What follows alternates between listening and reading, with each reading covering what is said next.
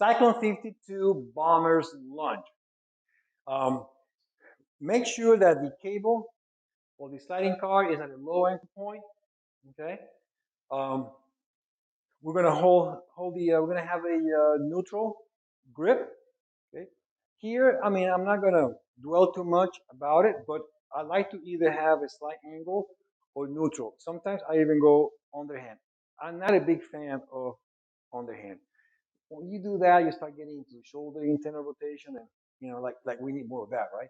So I go right here. I leave the waist stack and get in a split stance. Okay, and it's a fairly wide split stance. Okay, notice that my front foot is flat, toes to heel, with a slight tilt. Okay, why? I want my 5 toes to be, you know, grabbing the floor. Okay, um, and then notice that my back foot or my back heel is up, but my toes are kind of pointing to the front midfoot. Okay, and that's because I'm coiling my hip. By doing that, you know, I am changing my center of mass for the better to achieve a stronger base. Okay, and that means having a straight line or an imaginary straight line from my nose, kneecap, and second, third toe. I mean, you can even look, see, like I'm doing right now. I'm looking and I can see my nose, following that line, kneecap and third toe.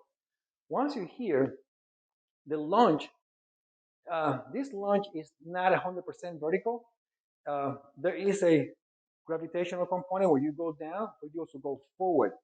See how the cable is traveling forward when I go down? And the cable now is going to travel back when I go up, when I extend my knee and lean back. Okay, right here. This movement is very common in the sport of wrestling, for instance, or combat sport like grappling. Judo is very common. Okay. Uh, what I like about it is that it incorporates not only gravity, but more important, that horizontal force line. So when I have those two force line, gravity and the horizontal friction, it creates that diagonal or resultant force vector, which is that diagonal angle, okay, that you can see on the camera, but it's going to be more visible when being moved now to the side.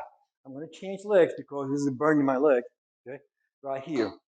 Notice how I naturally get in that stance, and this is a lunge stance that is rooted in combat sport, okay. So it's nothing new. It's just not popular in the gym, okay.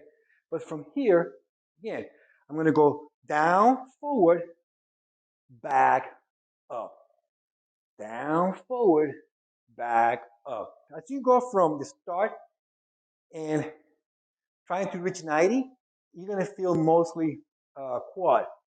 As the moment you reach 90 and want to go maybe a little lower, your glutes get on fire too, especially when you come up. Okay, so on the eccentric contraction, again, you're going to feel your tibialis is on fire. Okay, tibialis anterior, it doesn't matter if I'm going down or I'm going up. That little sucker is suffering. Okay, why? Because of the frictional forces involved in this movement, provided by the cable and the angle, okay, of the Cyclone 52. So as I go down, see, flex the knee, extend the knee. Okay, this is a knee dominant movement, okay, as opposed to the RDLs. Okay?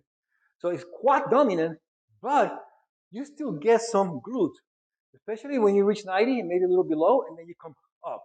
Okay, so you're going to work all these muscles in the eccentric contraction when you come down, and the concentric when you come up. All right, one more time, and back. The common mistake in the Bob's lunge is people like to treat it like a vertical gravity-based lunge. Okay, so even though the force vector, the force line is coming diagonally low high, they just automatically they start not only going down and up like it's vertical, but they also keep it square. Okay, Jimmy, move that way. So see, they're square. They try to treat. They like to treat the movement square. Okay, there's very little understanding about body angles, center of mass repositioning when your footprint changes. But that's what we're here for, okay? So you're gonna see, this is a typical mistake. Like I said, all you do is coil your hip, find your new center of mass, nose, knee, and second, third toe, and then don't go up and down only. Bring or add that horizontal component with the vertical component. Okay? It's an easy fix. Okay? It's just a matter of understanding a pattern that is a movement pattern that really is ingrained in your DNA, but you just don't do it. So for recap, let's go ahead over the main point. Okay, once you achieve your right stance, okay, split stance, you coil so your back toes are pointing, your front foot, which is tilted, your center of mass now is slightly lean to the left side of your body. The movement really is you following the resultant of the right triangle. Okay, you're traveling down and up the hypotenuse line. See, I'm coming forward and down, back up, forward, down, back up, forward, down, back up. Okay, so if that is see the rope and the cable, that is the travel line. Okay, which is again is the hypotenuse line of the right triangle, where gravity is right here, and the frictional force is the horizontal imaginary line on the ground. Okay, and by now you should see, or you've already seen that right triangle on the screen to explain what I just said.